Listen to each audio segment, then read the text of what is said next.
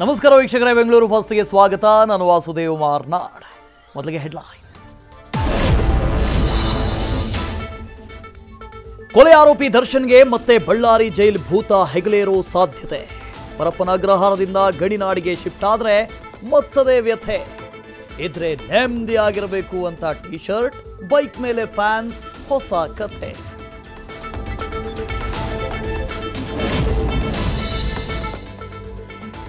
ನಟಿ ರಮ್ಯಾ ನಿದ್ದೆಗೆಡಿಸಿದ್ದ ಮತ್ತಿಬ್ಬರು ಅರೆಸ್ಟ್.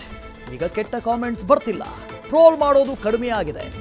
9 ಜನರು ಲಾಕ್ ಆಗ್ತಾ ಇದ್ದಂತೆ ನಟಿ ರಮ್ಯಾ ಫುಲ್ ಖುಷ್.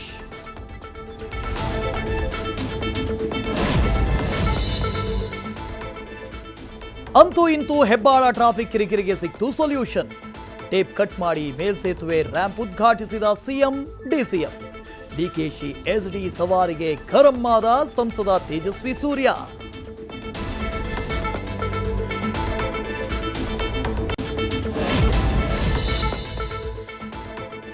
ನಗರಪೇಟೆ ಅಗ್ನಿ ದುರಂತ ಕೇಸ್ ತನಿಖೆ ಆಕ್ಟಿವ್. ಬೆಂಕಿ ಹೊತ್ತಿಕೊಂಡಾಗ 7 ಜನರ ಕುಟುಂಬ ಬಚಾವಾಗಿದ್ದೇ ರೋಚಕ.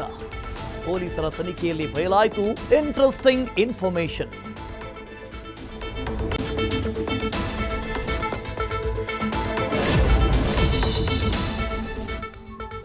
ಅವಳೇಬೇಕು ಅಂತ ಸುಂದರಿ ಹಿಂದೆ ಬಿದ್ರು ಇಬ್ಬರು ಲವರ್ಸ್. ನನ್ನ ಹುಡುಗಿ ಜೊತೆ ಸುತ್ತಾಡ್ತೀಯಾ ಅಂತ ಚುಚ್ಚೇ ಬಿಟ್ಟ ಮಾಜಿ ಬಾಯ್ ಫ್ರೆಂಡ್. ಓರ್ವ ಆಸ್ಪತ್ರೆಗೆ, ಮತ್ತೊಬ್ಬ ಜೈಲಿಗೆ. ಇದು ಟ್ರಯಾಂಗಲ್ ಲವ್ ಸ್ಟೋರಿಯ ಟ್ರಾಜಿಡಿ ವ್ಯಥೆ.